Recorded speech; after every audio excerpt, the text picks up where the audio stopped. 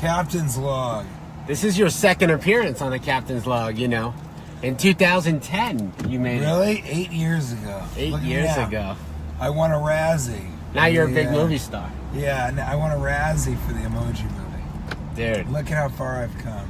Superstar. Yeah, that was really, really fun. My man TJ Miller, let me introduce you first. I didn't mean to go over, by the way. I just was having a good time with those guys. You had a great time. TJ Miller, all weekend at Off the Hook Comedy Club. This is the Captain's Log. Welcome aboard, people. We're having some fun in Naples, Florida. More than some fun, we're having a great amount of fun. Look at that! Look what we just passed. It was a recycling bin. You can't even believe what's going on here. What a good time that was. Yeah, absolutely. So that was really fun. And you're good friends with those guys? Yeah, I've been friends with them for years, and they take care of us. They have fun on the radio, and it's amazing. You guys just kind of get on there and do your thing, and it always flows. So that works out well for everyone. Yeah, I mean, I've been doing radio for so long. And then I do Cash Levy's podcast, and we've got 100 plus episodes. You know, you really learn that dead air is poison for those things, and so you just learn how to keep it going.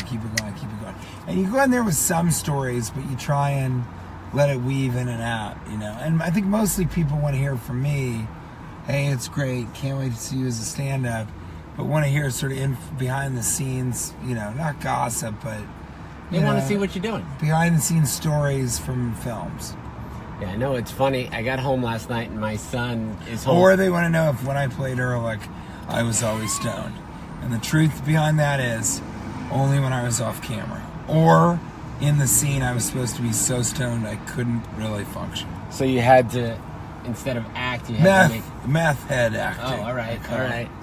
That's nice.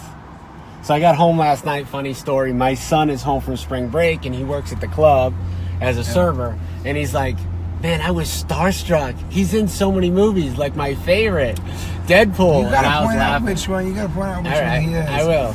Because last night, I hope it's the kid last night that I had a really weird interaction with. No, that's my nephew. When he brought that's my nephew, Matthew. That was funny. He brought the 4 Red Bulls, and you're like, dude, you're embarrassing. Yeah. Take these away. I don't think it's funny. Red Bulls. That was funny. It looked like it was like it was so funny. It kind of looked like you told him to bring just the whole shit. What is that? A cop radar? Yeah, that's a radar and laser jam. Does it work? Amazingly. Oh man, I need one of those. I drive a red Mitsubishi 3000 GT VR4 twin turbo. Oh, I love that car. And it's a 1992. I love that car. So it is a very old car, but it has a radar detector from the 90s. Yeah. And it does not work at all. Well, you have to have this one because this one has 4 laser jammers. So when they shoot you, like with the gun to get your speed, I have a jammer that tells it 0. I don't know if I'm supposed to tell people that on. Yeah, and I actually think that is illegal. It's fake. I'm just kidding. I don't really do it. Of course it's not. A force field. You listen. You're in a comedy club. You're always joking. Correct. Everything's you're always joking. Yeah.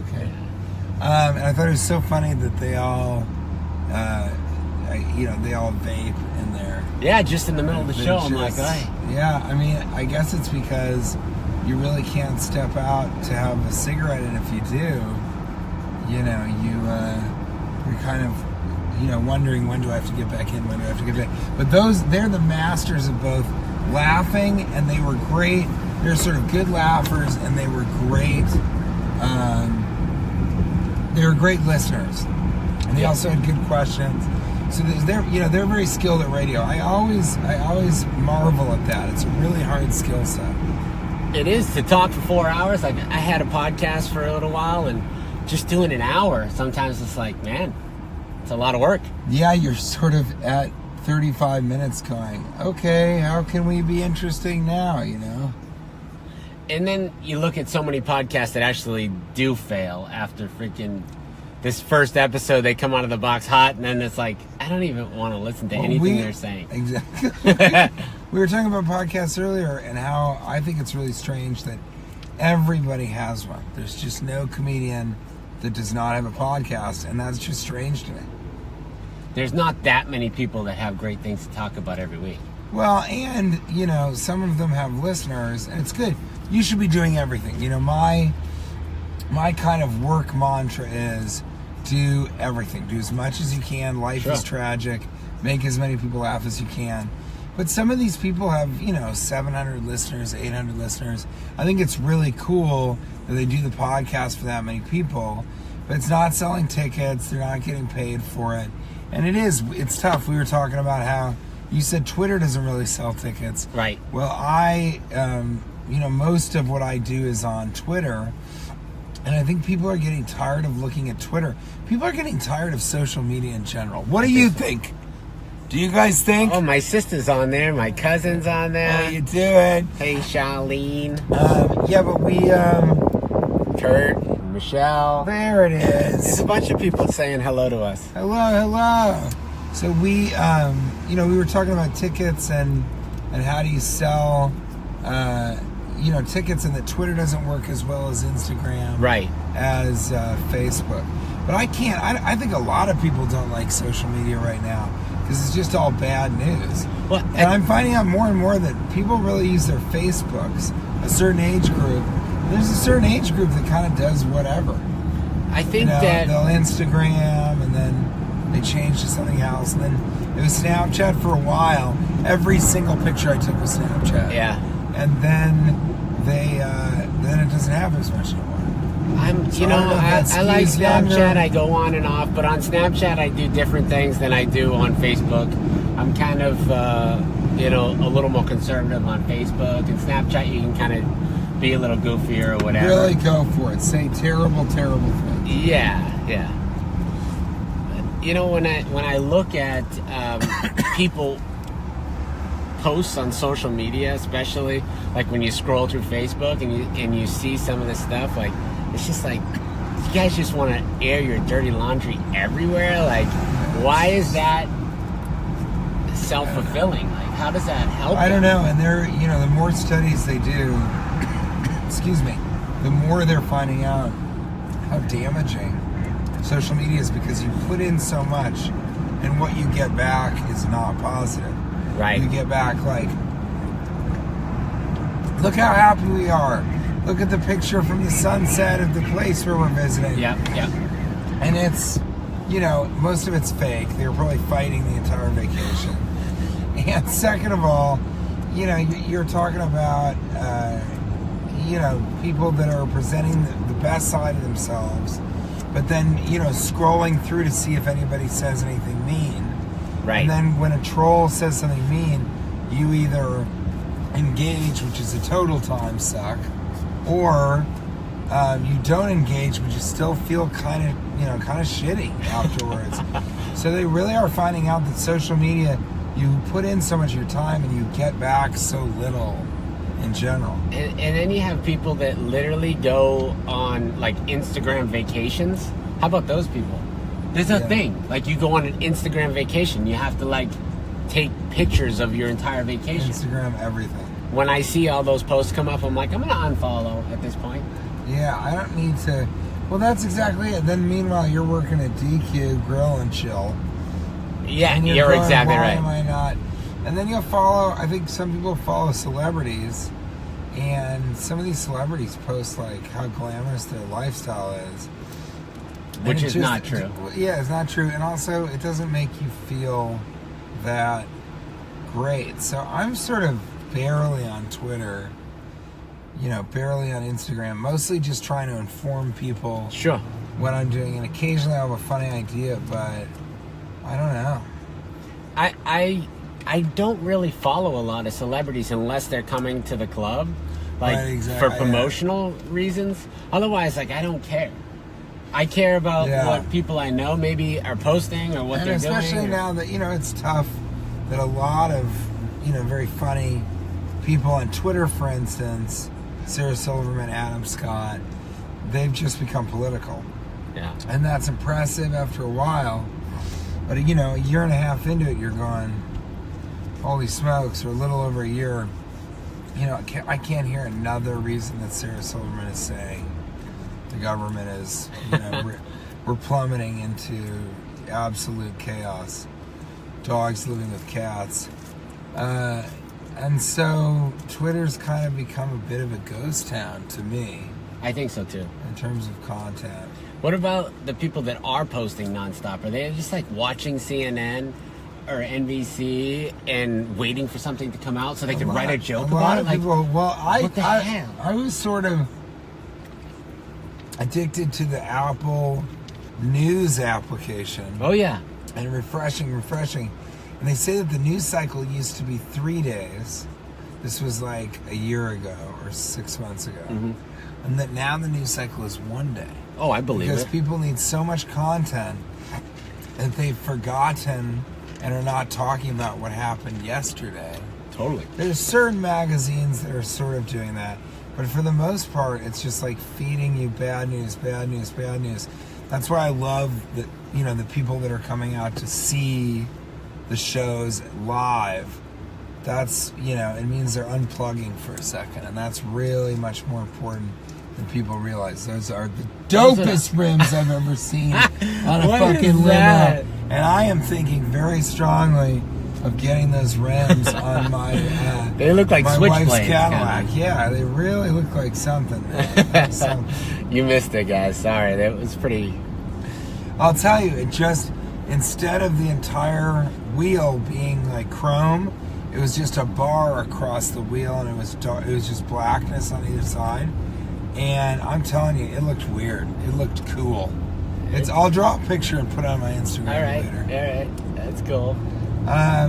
Yeah, but I think I want to say last night when you were talking about like how'd it go, I was like, people were thrilled, they loved it, they were like, everyone was laughing. But that's like what America is, right? Like everyone wants to laugh and have a good time, where if you sit on social media or listen to the news, you think that the whole world's coming to an end, but that's not the way the world is. Yeah. Like, in my opinion, it's a good thing. Like, you see other people at the club, everyone's spending money, they're having a good time, they're laughing, they're getting along, There's nothing better right now. I mean, I really do think, because there's only 8 episodes this season, but there's sort of 10 episodes total on my last season, and so you only get 8 half-an-hour segments where I'm making you laugh for I don't know, out of those 30 minutes, 8 minutes or something, sometimes 12 minutes or something. Yeah. Okay, so then that's it. That's all you have from Silicon Valley for that season. It essentially took a year to make, right? If I'm doing stand-up every single night, there's hundreds and hundreds of people. Yeah, it's not reaching millions of people like Silicon Valley. But there's hundreds and hundreds of people that I get to sort of really take on a weird, strange ride that ends in a mime piece. Like, the show has become very silly. I do play the slide trombone, and so does the audience. So it's becoming... Which you're the first comedian in 15 years on the stage that played the slide trombone. Who was the last one? No, the first. Yes, I the like only. that. I like that. I don't see a lot coming through in the future. I'll take it. Especially after I am premier slide trombone comedian in the United States. That could be your new hook. I mean, that would be off the hook for that to be the new hook. But I'm doing a pretty strange show, and I get to do it for 45 minutes to an hour, and so that's more comedy, and for not as many people, but also tearing them away from their screens, right? And so I think that's helpful for them as people. But if you go and you see a great show and you're laughing about it the whole rest of the week, and you think back on it a couple months later, that's a fun experience. It keeps giving. It's one that I wish people would experience more. I know a lot of people who come and see me like through friends and family, and they say this is the first time I've ever seen stand-up, and they're in their mid-20s. Wow. Like, what are you doing, man? That's the way to do it. Get drunk and watch like some guy tell jokes for an hour. And eat. That'd laugh. be better. Yeah, eat. Especially if it's a good restaurant. Like, have some nice food, laugh, and just get into it. I think that experience everybody should have. Just like bungee jumping. Have you ever done bungee? bungee No, jumping? I'm scared. Don't be a baby. You did it? Captain Brien. I did it strapped to my mother. Oh. Do you hear me? I did it strapped to my mother. I'm a little bit afraid of heights. Like, I've done things like scaled off buildings and stuff to kind of try to get over it. Rappel off and things. But I'm still kind of scared of heights. I mean, bungee jumping is very high up and then you jump out into the... But I did it tandem with my mother. And that was a pretty weird experience. And then I did it on my own. And, you know, I think all of them say, tallest bungee jump in the world, just like everybody's got world famous hot wings. I rappelled, right? So like when you go on those courses and you do some super crazy high ones, I did like 2 that were like on the mountain cliff tops that scared the bejesus out of me. But my kids did it like it was like, you know, skateboarding down the road. I like that. But it was fun. You know, I should put on my Facebook Live too. You could do that. Why not? You should. Why not very have much the should. fun that comes with it? By the time we're done, like, you know, almost 10,000 people, by the time the weekends will watch it. I love that. So we'll get a lot of people to say hello. And you know, I always wonder, what is Facebook? Where is Facebook? Oh, here it is. Are you going live? See, I don't do enough, you know, real live Facebook stuff. But you should, because we're doing we're something. tandem. Yeah, we're doing tandem. See, oh, that was a good view, right He's there. got this idea. This is Captain Brien. I'm playing at the Off the Hook Comedy Club. Yes. Here in Naples, Florida. What's up? And this is Captain Brien, and he has a captain's log. So he's currently doing a Facebook Live on the other side here. We are. And I never do Facebook Live. And so people will probably go nuts right now watching it. But I'll ask you, the viewers, do you like Facebook Live? Is it fun? Is it fun to watch later? Is Facebook really destroyed? Has Instagram... What's happening with Vine? Why can't I find my Vine videos? I can never find my... Is it gone? Yeah, it's just gone. It's gone. It's a crazy thing. And there were Vine stars. There should have been some charity show, like something for all the Vine stars who when they shut down Vine, there were these famous kids making, you know, $700,000 a year mentioning products, and then suddenly Vine shuts down. It's like, what happens for them? I think there should be a charity concert with like Dada Life, Zed, and Mello, that guy who wears the marshmallow, and Deadmau5. So we'd have 2 DJs with, I don't even know, you know, 2 giant fake heads. Just vining it up. Yeah, just vining it up. But has Facebook Live, do people love it? Do you guys like it? Who's answering? Yes, you do. And is it fun watching it later on? Do you watch? Most people watch these later on. Yeah, right? because it's 10 o'clock in the morning, so a lot of people can't just sit there and watch live right now. Exactly. But this is the time to tell you that we are in Florida. I have 2 shows tonight, 2 shows tomorrow night, 1 show on Sunday. We're selling out, so it might be 2 shows on Sunday night. It's 3 on Saturday. It's 3 on Saturday. Yeah. So we're getting serious. The first 2 are sold out. Now it's 10 o'clock. So if you live in the Naples area, which is directly on the other side of the coast from West Palm Beach. Correct. Make the drive. Go straight across. I may not be in Naples for a long, long time with some of the things that Captain Brien has said to me. I know he has family on there. Some of that is family. And he has said some pretty offensive things to me. Oh, that's not true. He called me a lilyfoot and a cherry pits, which means cherry smelling armpits. Look at this. People are, what's that vape pen? Yes, it is. It's called, oh, now I'm doing them. We have to pay. Indigo Pro. And they have to pay us for that. And I bought it. That's right. They have to pay us Send until us the they check. shut down Facebook Live, and then we lose our sponsor. But this is sponsored by Indigo Pro. And I bought it in Colorado, and it's great. It's wonderful. It comes with cartridges. I'm smoking tobacco, of course, because we're in Florida. But when you fill it with legal marijuana cartridges in a state that has legalized marijuana as either medical, and I do have a card, I have a prescription for marijuana. It's for anxiety, primarily anxiety about getting arrested for marijuana. But I certainly, I think that is the best vape pen. I do not think that PAX is working. I think you cannot vaporize. I think they have to put the THC in a glycerin. What do you think about it? All as I know is I saw. Do you use these vapor pens? No. You don't. I'm like totally geeky. Like I don't How drink is it geeky? and I don't do any of that stuff. So like Okay. I probably like am not considered like the normal person, right? Yeah, when it comes to that. Well, do you guys who here vapes and who here says enough of this vaping? I always smoke flower, and I am still in the Cloverfield universe, but in the past and in a parallel dimension. Also, I haven't seen that movie yet. Did you see Cloverfield Paradox? No, I have not.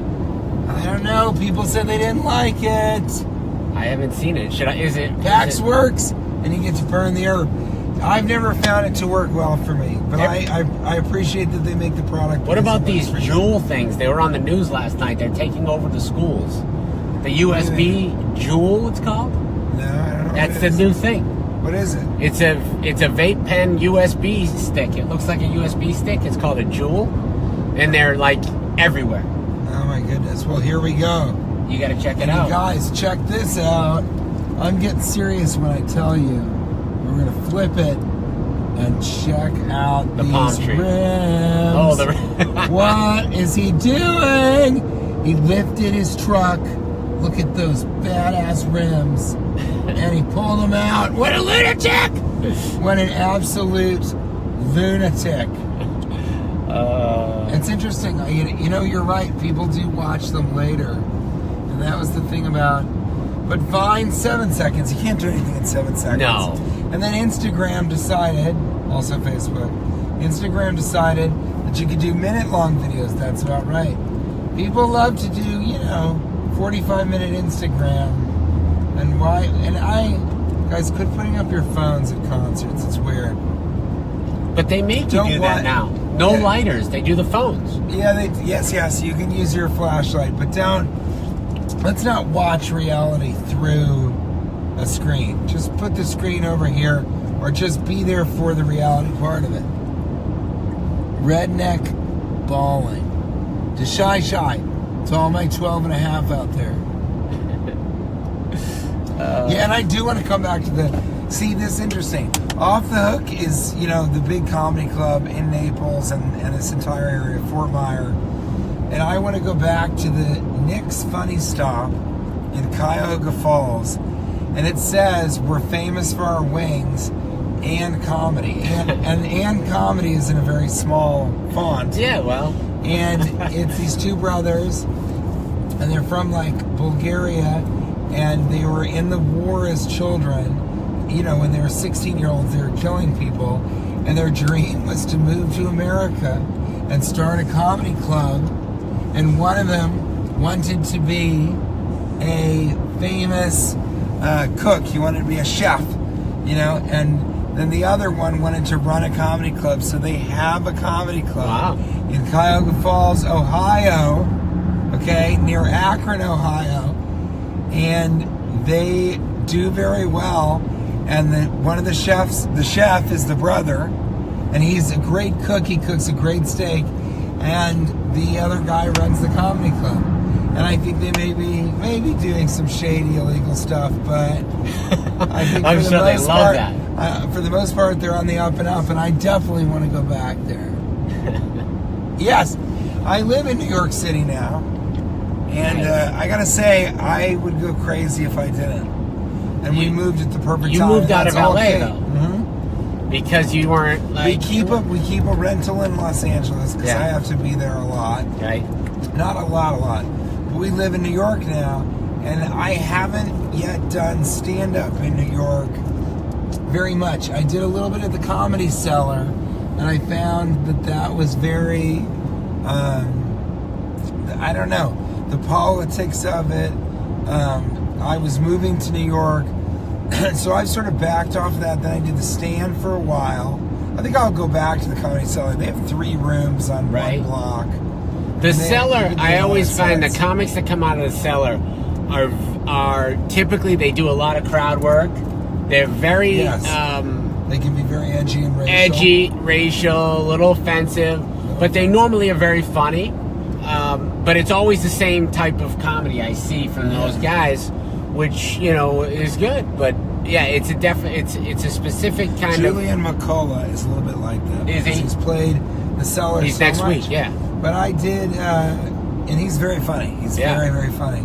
And I did, but I ended up doing stand-up, Stand-Up New York, the New York Comedy Club, and The Stand more than even Gotham because, and the Village Lantern is this little open mic that I'll go and do.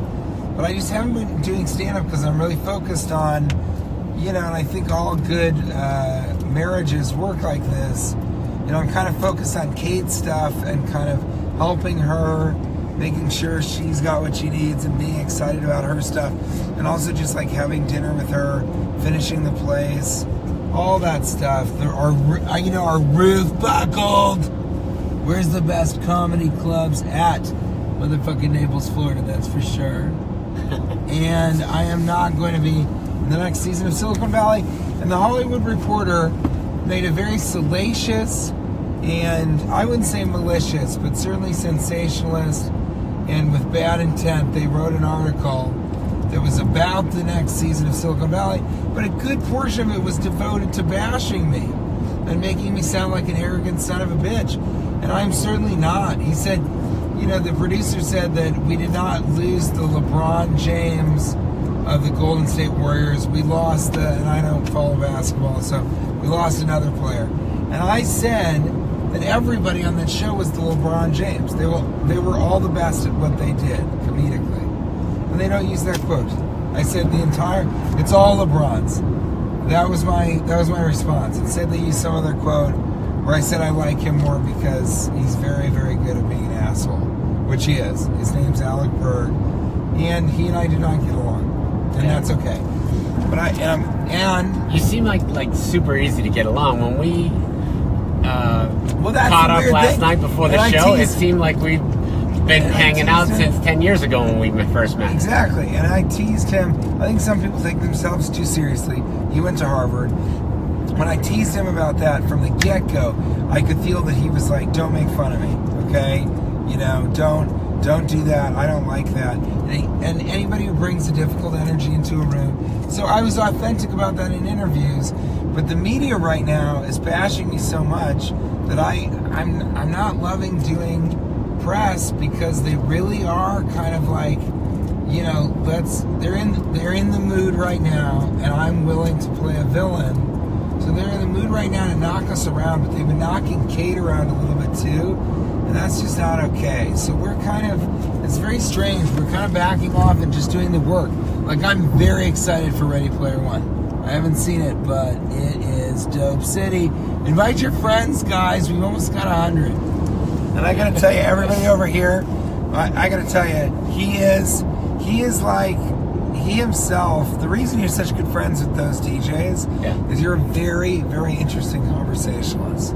You really are. You're very interested in other people, but you also have a lot to say. You've got great stories to tell. I think, and that's also why people like working with you so much. Because you do kind of get the best comics. You do sort of get whatever comics you're looking for. Yeah, leave Kate alone is right. Thank you very much. Yeah, leave Kate alone. Erica, thank you very much, because what's happening is she's getting sort of thrown into the tread of the media sort of attacking me. Hey, Cam. And it's tough because things are going well. But so the work will speak for itself. Ready Player One rules. And what we're doing right now is we're doing comedy in Naples, Florida. And next week, I'll be in Arlington, Virginia at the Arlington Draft House and Cinema Club doing comedy. Have you been there? I've been there before, and it is a lot of fun. That's cool. It's a lot of fun. It's a movie theater, so it has a weird setup. Well, not a weird setup. It has, you just are on the stage where the screen would usually be.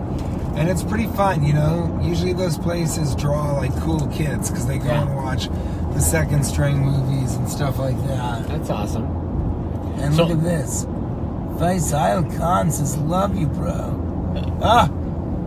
If I could pronounce your name, I would thank you, sir.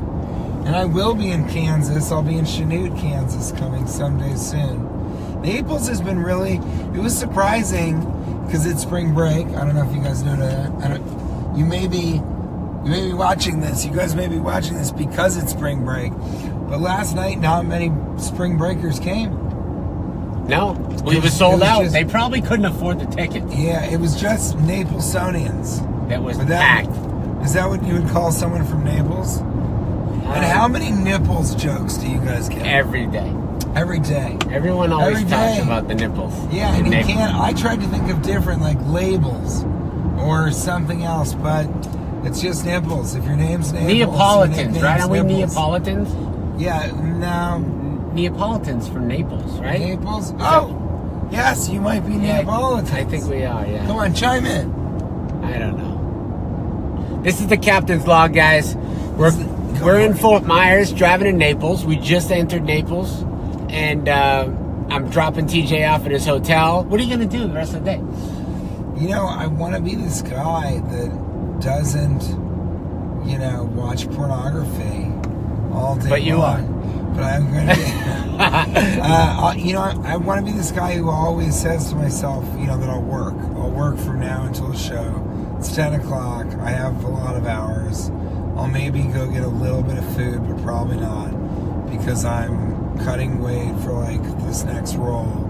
And so it ends up being maybe watching a movie, maybe sleeping, and then I'm really every single night before a show I'm like, okay, you spend an hour of your time, just an hour, going over your set. You have to spend an hour.